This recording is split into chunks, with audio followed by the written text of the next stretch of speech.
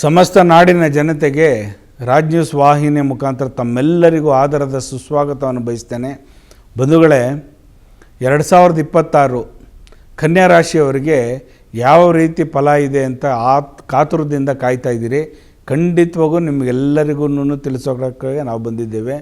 ಖಂಡಿತವಾಗೂ ನೋಡಿ, ಕನ್ಯಾ ರಾಶಿಯಲ್ಲಿರ್ತಕ್ಕಂಥವ್ರು 3 ನಕ್ಷತ್ರದಲ್ಲಿರ್ತಕ್ಕಂಥವ್ರು, ಉತ್ತರ ಫಾಲ್ಗುಣಿ ನಕ್ಷತ್ರ, ಹಸ್ತ ನಕ್ಷತ್ರ, ಚಿತ್ತಾ ನಕ್ಷತ್ರ. ನೋಡಿ, ಉತ್ತರ ನಕ್ಷತ್ರದಲ್ಲಿರ್ತಕ್ಕಂಥವ್ರಿಗೆ, ಅದರಲ್ಲೂ ಕನ್ಯಾ ರಾಶಿಯಲ್ಲಿರ್ತಕ್ಕಂಥವ್ರಿಗೆ ನೋಡಿ, ಮಕ್ಕಳುಗಳು ಎಜುಕೇಷನ್ನಲ್ಲಿ ಚಿಕ್ಕ ಮಕ್ಕಳುಗಳು ಎಜುಕೇಷನ್ನಲ್ಲಿ ಉನ್ನತ ಸ್ಥಾನಮಾನಕ್ಕೆ ಹೋಗೋಕ್ಕಾಗ್ತಾ ಇಲ್ಲ. ಅವ್ರಿಗೆ ಎಷ್ಟೇ ಓದಿದ್ರೂ ತಲೆಗತ್ತುತ್ತಾ ಇರ್ತಕ್ಕಂಥದ್ದು ಜಾಸ್ತಿ ಕಾಡ್ತಕ್ಕಂಥದ್ದು.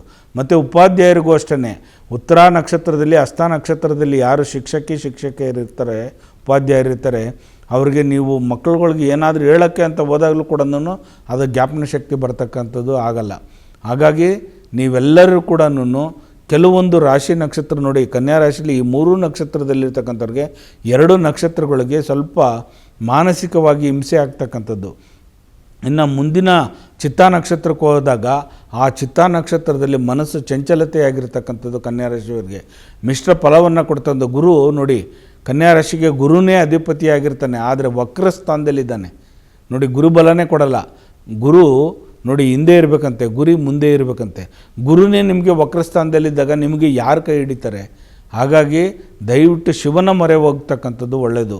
ನೋಡಿ, ಕುಟುಂಬದಲ್ಲಿ ಕಲಹ ಆಗ್ತಕ್ಕಂಥದ್ದು, ಬಂಧು ಮಿತ್ರರೊಡನೆ ಜಗಳವಾಡ್ತಕ್ಕಂಥದ್ದು, ಎಷ್ಟು ನೀವೇನಾದರೂ ಒಳ್ಳೆ ಕೆಲಸ ಮಾಡೋಕ್ಕೆ ಹೋದ್ರೂ ಕೂಡ ಅದ್ರ ಕೆಟ್ಟದ್ದು ಆ ರೀತಿಯಲ್ಲಿ ಪರಿಣಾಮ ಬೀರ್ತಕ್ಕಂಥದ್ದು ಒಳ್ಳೆಯದಾಗುತ್ತೆ. ಒಳ್ಳೆ ಸ್ನೇಹಿತರಿಗೆ ನೀವೇನಾದರೂ ಹಣವನ್ನು ಕೊಟ್ಟಾಗ ಅದನ್ನು ಮತ್ತೆ ಮರುಕಳಿಸಿ ಬರದೇ ಇರ್ತಕ್ಕಂಥದ್ದು ಆಗುತ್ತೆ.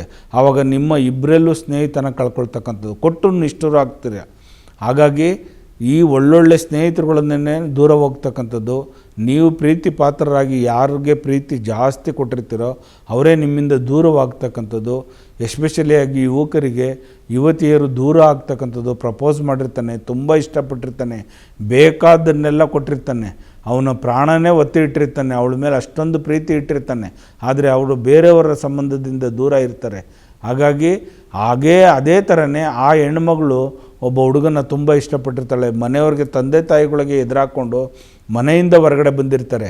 ಹಾಗಾಗಿ ಆ ಹುಡುಗನೇ ದೂರ ಇರ್ತಾನೆ ಇವಳನ್ನ ಬಿಟ್ಬಿಟ್ಟು. ಈ ರೀತಿ ನಡೀತಕ್ಕಂಥ ಅವಘಡಗಳು ಜಾಸ್ತಿ ಆಗ್ತದೆ ಕನ್ಯಾ ರಾಶಿಯಲ್ಲಿರ್ತಕ್ಕಂಥವ್ರು. ಅದರಲ್ಲೂ ಉತ್ತರ ಫಾಲ್ಗುಣಿ ನಕ್ಷತ್ರ, ಹಸ್ತ ನಕ್ಷತ್ರದವರು, ಚಿತ್ತಾ ನಕ್ಷತ್ರದಲ್ಲಿರ್ತಕ್ಕಂಥವ್ರಿಗೆ ಈ ಕೆಲವೊಂದು ಅವಘಡಗಳನ್ನು ನಡೀತಕ್ಕಂಥದ್ದು.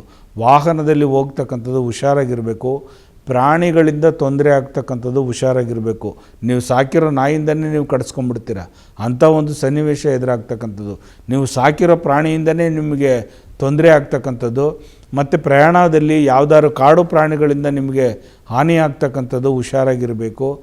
ಯಾವುದೇ ಪ್ರಾಣಿಗಳನ್ನು ಕೆಣಕಕ್ಕೆ ಹೋಗೋದು ಸುಮ್ಮನೆ ತಮಾಷೆಗೆ ಕೆಣಕಬಾರ್ದು. ಹಾಗಾಗಿ ದಯವಿಟ್ಟು ನೀವು ಈ 3 ನಕ್ಷತ್ರದಲ್ಲಿರ್ತಕ್ಕಂಥವ್ರು ಹುಷಾರಾಗಿರಿ. ನದಿ ತೀರಗಳಿಗೆ ಹೋದಾಗ ಜಲದ ಗಂಡಾಂತರ ಇರ್ತಕ್ಕಂಥದ್ದು. ನಿಮಗೆ ಮಳೆಗಾಲದಲ್ಲಿ ಮರದ ಕೆಳಗಡೆ ನಿಂತ್ಕೊಳ್ತಕ್ಕಂಥದ್ದು, ಸುಳಿಗೆ ಈ ಒಂದು ಬಿರುಗಾಳಿ ಸಿಡಿಲು ಹೊಡಿತಕ್ಕಂಥದ್ದಕ್ಕೆ ಮರಗಳು ಬೀಳ್ತಕ್ಕಂಥದ್ದು, ಆ ಸಿಡಿಲಿನಿಂದ ಭಯದಿಂದ ಜಲದ ಗಂಡಾಂತರ ಆಗ್ತಕ್ಕಂಥದ್ದು. ಸ್ವಲ್ಪ ಹುಷಾರಾಗಿರಬೇಕು. ಪ್ರಾಣಿಗಳಿಂದ ಸ್ವಲ್ಪ ಹುಷಾರಾಗಿರಿ. ಹಾಗಾದರೆ ವಾಹನದಿಂದ ದೂರ ಪ್ರಯಾಣ ನಿಷಿದ್ಧ ಅಂತ ಹೇಳುತ್ತೆ ಕನ್ಯಾ ರಾಶಿಯವ್ರಿಗೆ. ದೂರ ಪ್ರಯಾಣ ಹಂಗಿದ್ಮೇಲೆ ಹೋಗಲೇಬೇಕಲ್ಲ ಗುರುಗಳೇ, ನಾವು ಯಾಕೆ ದೂರ ಪ್ರಯಾಣ ಮಾಡೋದು ಬೇಡವಾ? ಹಾಗಾಗಿ ನಮಗೆ ತೊಂದರೆ ಇದೆ ಅಂತಲ್ಲ. ಹೋದ್ರೂ ಕೂಡ ನೀವೇನು ಮಾಡಿ, ಬಿಳಿ ಎಕ್ಕದ ಹೂವನ್ನು, ಬಿಳಿ ಎಕ್ಕದ ಯಾವುದೇ ಒಂದು ಪದಾರ್ಥ, ಕಡ್ಡಿ ಆಗಿರಲಿ, ಹೂವು ಆಗಿರಲಿ, ಯಾವುದೇ ಆಗಿರಲಿ, ದಯವಿಟ್ಟು ಆ ಸ್ಟೇರಿಂಗ್ ಹತ್ರ ಇಟ್ಕೊಳ್ಳೋದು ಮರಿಬೇಡಿ. ಆ ಡ್ರೈವರ್ಗೆ ಹೇಳಿ, ಬಿಳಿ ಎಕ್ಕದ ಗಿಡ ಎಲ್ಲರೂ ಸಿಕ್ಕಿದ್ರೆ ಅದ್ರ ಹೂವು ಕಿತ್ಕೊಂಡು ಸ್ಟೇರಿಂಗ್ ಹತ್ರ ಮಡಗಪ್ಪ ಅಂತ ಕೇಳಿ. ಯಾಕಂದರೆ ಅರ್ಕ ಪ್ರಥಮ ಪೂಜಿತನೇ ಗಣಪತಿ. ನಮಗೇನಾದರೂ ಒಂದು ವಿಘ್ನಗಳಾಗಿದ್ರೂ ಕೂಡ ನಮಗೆ ಮುನ್ನೆಚ್ಚರಿಕೆಯಾಗಿ ತಿಳಿಸ್ತಕ್ಕಂಥವನೇ ಅರ್ಕ. ಆ ಬಿಳಿ ಎಕ್ಕದ ಹೂವಿನಲ್ಲಿ ಅಷ್ಟು ಶಕ್ತಿ ಅಡಗಿರ್ತಕ್ಕಂಥದ್ದು.